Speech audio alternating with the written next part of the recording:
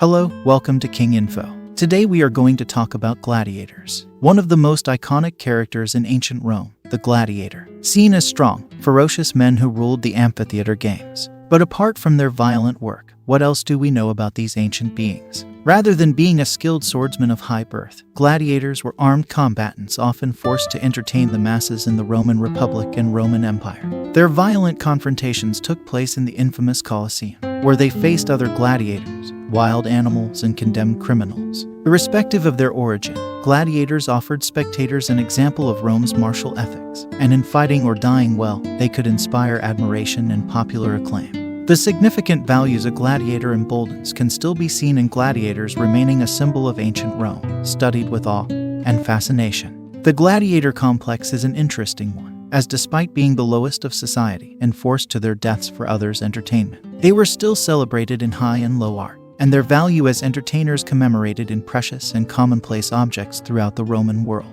The life of a gladiator holds much of our interest today, but it wasn't as simple as just hiring slaves.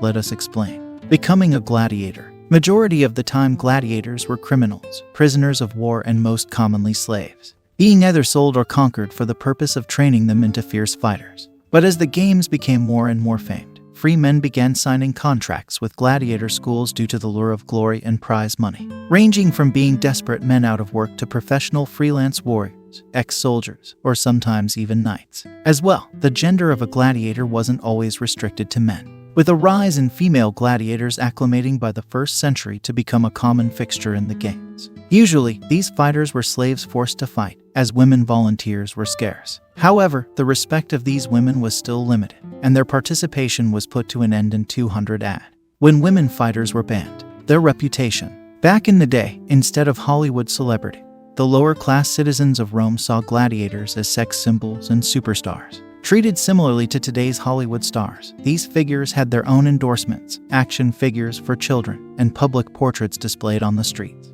Women adored the most successful fighters, dipping their hairpins and jewelry into the fighters' blood and sweat, sometimes even mixing it with their facial creams. At the peak of gladiator tradition, successful gladiators gained sponsors. These were often political or private citizens who were looking to gain favor with the public, and by sponsoring a gladiator who was in the spotlight, they could hope to gain recognition as a sort of self-promotion tactic.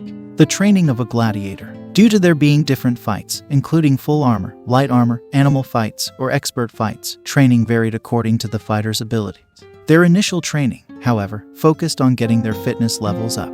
They would then introduce weapon training, with wooden swords rather than any high dangerous weapons that could cause the gladiators to die before they got in the area. Moving forward, their training was very much dependent on their build. Light armor fighters practiced their speed, whilst heavy armored fighters who would be slower required different techniques. Their daily routine. Despite the glory and fame, the life of an average fighter was grime. With most being slaves, they were locked away in their cells at night, only to be woken up at the crack of dawn each morning. As they were seen as high commodities, their hygiene and food were superior to the average citizens, but they were not free to enjoy these extras, with speaking restricted during mealtimes and those not training even shackled. Still, their living conditions were superior to that of the lowest-class citizens of Rome. To prevent disease, they were allowed hot and cold baths, and 3 meals a day, consisting of meat or fish, cereals, and vegetables. If a gladiator was very successful, or a free man, their life was much better. Compared to the slaves, free gladiators had great living conditions, and they were given much more freedom, able to leave their homes at will.